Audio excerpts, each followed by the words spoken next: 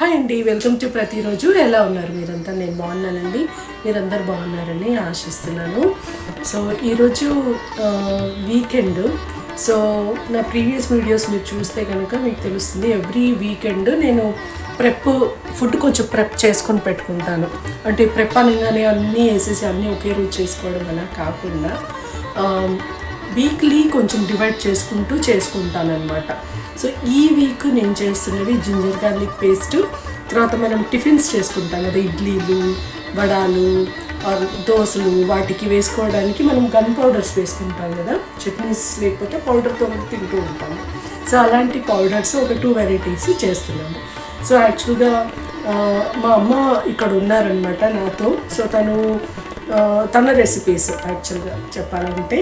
So ఈరోజు ginger garlic paste, అది పెద్ద అందరికీ తెలిసిందే రండి. కానీ మా అమ్మ లేకపోయినా, నేను ఒకదాన్ని ఉన్నా కూడా నేను జింజర్ గార్లిక్ పేస్ట్ ముందు చేసుకొని పెట్టుకుంటాను. అది చాలా హ్యాండీగా వస్తుంది కదా. అండ్ పొడులకు వచ్చేటప్పటికి, అది పొడిలు వచ్చేటప్పటికి ఒకటి పల్లి విత్ పుట్నాల పౌడరు, రెండోది మినప్పప్పుతోటి పౌడర్ అనమాట. ఈ 2 పౌడర్స్ రెడీగా ఉన్నాయంటే ఎప్పుడైనా మనకు ఇడ్లీకి కానీ దోశకి కానీ చట్నీ తక్కువ పడింది అన్నప్పుడు ఈ పౌడర్ కూడా అడిషనల్గా యూస్ చేసుకోవచ్చు, అంటే సేవ్ చేస్తుంది. దాంతోపాటుగా ఇది ఒక స్పెషల్ సెకండ్ వెరైటీ లాగా కూడా ఉంటుందన్నమాట. ఎప్పుడైనా కావాలి అంటే మనము సేమియా ఉప్మాలో వేసుకోవచ్చు, రవ్వ ఉప్మాలో వేసుకోవచ్చు. సో ముందైతే ఆ రెసిపీస్ చూసేద్దాము. Let's get into the video. So ఈ ప్రిపరేషన్లో ముందైతే నేను అల్లం వెల్లుల్లి పేస్ట్ చేసుకొని పెట్టుకుంటున్నామండి. సో ఈ అల్లం వెల్లుల్లి మేమైతే ఈక్వల్ క్వాంటిటీస్లో వేసుకుంటామన్నమాట. అంటే అల్లం పొట్టు తీసేసి దాన్ని చిన్న చిన్న ముక్కలుగా కట్ చేసుకొని, గార్లిక్ కూడా పీల్ చేసేసి పెట్టుకుంటాం అనమాట. సో ఇక్కడ మా అమ్మ వేయడం ఎలా వేస్తుందంటే, ఒక రౌండ్ జింజరు, ఒక రౌండ్ గార్లిక్, ఒక రౌండ్ జింజరు మళ్ళీ గార్లిక్ అలా కలిపి వేసేస్తే మనకు కలుపుకోవడం అంతగా అంటే కలిసి పేస్ట్ అవుతుంది అనమాట. సో దాంట్లో కొంచెం సాల్ట్ కూడా వేసుకున్నాము. ఈ సాల్ట్ వేస్తున్నప్పుడు గుర్తుపెట్టుకోండి, మీరు కర్రీస్లో వేసుకున్నప్పుడు ఆల్రెడీ కొంచెం సాల్ట్ ఉంటుంది కాబట్టి మీరు కొంచెం సాల్ట్ తగ్గించి వేసుకోండి మీ కర్రీస్లో. సో అది పేస్ట్ ఇక్కడ చేస్తూ ఉంటాము ఈ మిక్సీ యూస్ చేసి. And at the same time మాకు ప్యారలల్గా పల్లీలు వేగితే పల్లీ పౌడర్ కూడా చేయాలి, అంటే గన్ పౌడర్ అంటారు కదా, ఇడ్లీస్లో అలా టిఫిన్స్కి పెట్టుకోవడానికి. అలాంటిది చేయడం కోసము పల్లీలు పక్కకు వేయించాలి. సో మనము ఎప్పుడైతే మనం మిక్సీ ఇప్పుడు జింజర్ గార్లిక్ పేస్ట్ చేస్తున్నప్పుడు మనం అక్కడ నిల్చొని పట్టుకోవాల్సి ఉంటుంది. మా మిక్సీ పట్టుకోకపోతే బయటకు వచ్చేస్తుంది అనమాట. So we need to hold it. అది హోల్డ్ చేస్తున్నప్పుడు మనకు ప్యారలల్గా పనులు అవ్వాలి అని అంటే ఆటోమేటిక్గా పనులు అయ్యే మెషిన్స్ కొనుక్కున్నాం అనుకోండి, అది హెల్ప్ అవుతుంది. ఇంతకుముందు నా వీడియోస్లో నేను ఇది చూపించాను. ఎవరైనా కొత్త వాళ్ళు చూస్తుంటే కనుక వాళ్ళకి మళ్ళీ ఎక్స్ప్లెయిన్ చేస్తున్నాను. ఇదేంటంటే పాప్కార్న్ మేకర్ అనమాట. సో పాప్కార్న్ని మనం ఇందులో వేస్తే అది తిప్పుతూ పాప్కార్న్ అవుతుంది. నేనైతే దీన్ని పల్లీలు వేయించడానికి యూస్ చేస్తున్నాను. సో అది ఆటోమేటిక్గా పల్లీలు తిరుగుతూ ఉంటాయి అన్నమాట. దాన్ని ఆర్మ్స్ ఉన్నాయి కదా, ఇలా రౌండ్గా తిరుగుతుంది. అది రౌండ్గా తిరుగుతూ పల్లీలను తిప్పుతూ ఉంటుంది అనమాట. సో మనం మళ్ళీ కలపాల్సిన అవసరం లేదు. ఎప్పుడైతే కొంచెం పల్లీలు బాగా వేగాయి అనిపించినప్పుడు స్విచ్ ఆఫ్ చేసేసుకున్నామంటే ఆగిపోతుంది. అలా నేను మల్టిపుల్ రౌండ్స్ వేసుకొని ప్యారలల్గా వేరే పని చేసుకుంటాను. నేను చాలా మంది అడుగుతారండి, ఐఎమ్ సర్ప్రైజ్ దట్ ఎలా మీరు ఇన్ని పనులు ఎలా చేసుకుంటారు అని చెప్పేసి. సో ఇలాంటివి నేను ట్రిక్స్ ఇలాంటివి యూజ్ చేస్తూ ఉంటాను అనమాట. సో ఇప్పుడు నేను పల్లీలకి నిల్చొని స్టవ్ దగ్గర నిల్చొని చేసుకోకుండా ఇక్కడ డైరెక్ట్గా నాకు రెడీ అయిపోతున్నాయి.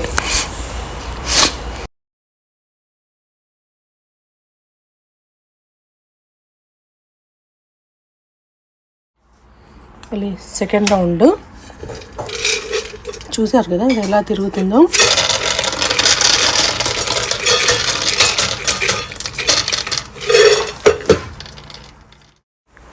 ఇడ్లీ అండ్ దోశ లాంటి టిఫిన్స్కి మనం పౌడర్ పెట్టుకుంటాం కదండి, గన్ పౌడర్ అంటారు. ఆ పౌడర్ ప్రిపేర్ చేస్తున్నాము.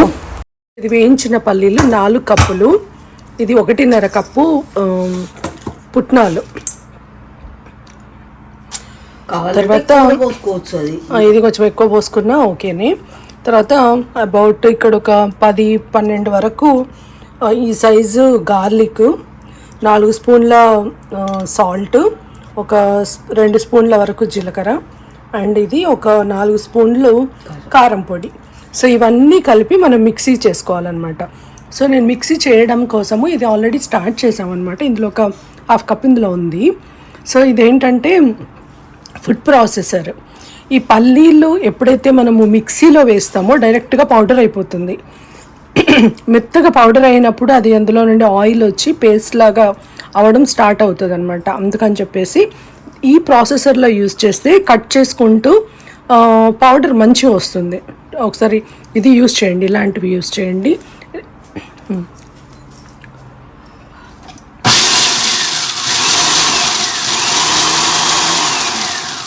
సో ఇలా ఇక్కడ పల్స్ మోడ్లో ప్రెస్ చేసుకుంటూ ఆఫ్ చేసుకుంటూ ప్రెస్ చేసుకుంటూ ఆఫ్ చేసుకుంటూ చేస్తూ ఉండడం బెటర్ అన్నమాట. సో ఇలాగా సో ఇవన్నీ కూడా వేసేసుకొని మనము మిక్సీ చేసుకోవాలి, పౌడర్ చేసుకోవాలి. ఈ జింజర్ గార్లిక్ పేస్ట్ అయితే రెడీ అయిందండి. ఇది మాకు ఆల్మోస్ట్ 2-3 వీక్స్ వరకు వస్తుంది. సో ఫైనల్గా ఇది పొడి అండి.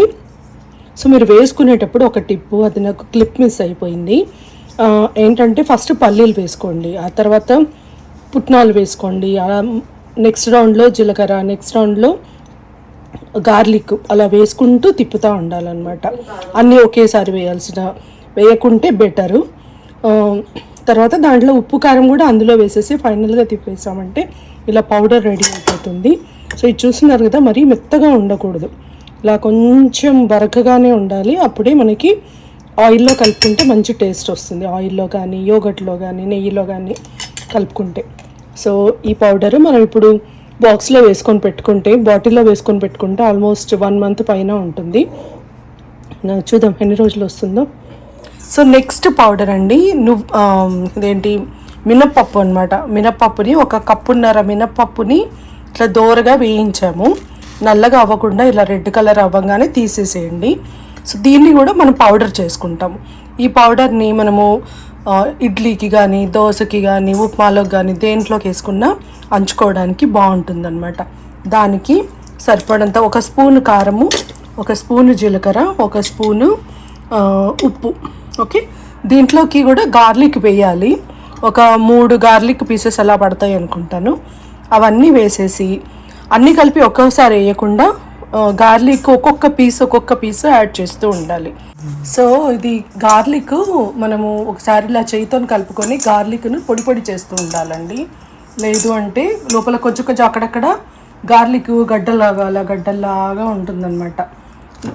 దాన్ని మనం ఇలా ప్రెస్ చేసుకుంటే పౌడర్ లాగా అయిపోతూ ఉంటుంది. సో ఈ పప్పుకి మినపప్పుకి మనం ఇంతకుముందు ప్రాసెసర్లోనేమో పల్లీలు వేసాము, కానీ ఇప్పుడు ఇది ప్రాసెసర్లో అవ్వదు, గట్టిగా ఉంటాయి కదా ఇవి మినపప్పు. సో దానికి మాత్రము ఇలాంటి మిక్సర్ యూజ్ చేయండి, లేకపోతే కాఫీ పౌడర్ మేకర్ ఉంటుంది కదా, అలాంటి కాఫీ బ్లెండర్ అలాంటివి యూజ్ చేయండి. సో ముందైతే మనము తీసుకున్న కంప్లీట్గా ఉన్న మినపప్పుని ఇందులో వేసేసాము. సో ఇందులోనే జీలకర్ర కూడా వేసేస్తున్నాము. సో ఇవన్నీ కలిపేసి మనము మెత్తగా పౌడర్ కొట్టుకోకూడదు, కొంచెం చూపిస్తాను ఇక రవ్వలాగా ఉండాలన్నమాట. సో ఇవి వేసేసి ముందైతే మనం ఇవి మిక్సీ చేసుకుందాం. సో ఇలా ఈ పల్లి పొడిని ఇలా 2 కంటైనర్స్లో వచ్చాయండి. సో 2 కంటైనర్స్లో ఒకటి బయట పెట్టేసుకుంటాను, ఒకటి ఫ్రిడ్జ్లో పెట్టేస్తాను. సో దట్ దాని ఫ్రెష్నెస్ ఎక్కువ రోజులు మనకి సేవ్ చేస్తుంది. సో ఇది అయితే కాసేపు ఇలా గాలికి వదిలేసి పెట్టాము, ఎందుకంటే వేడిగా ఉంది.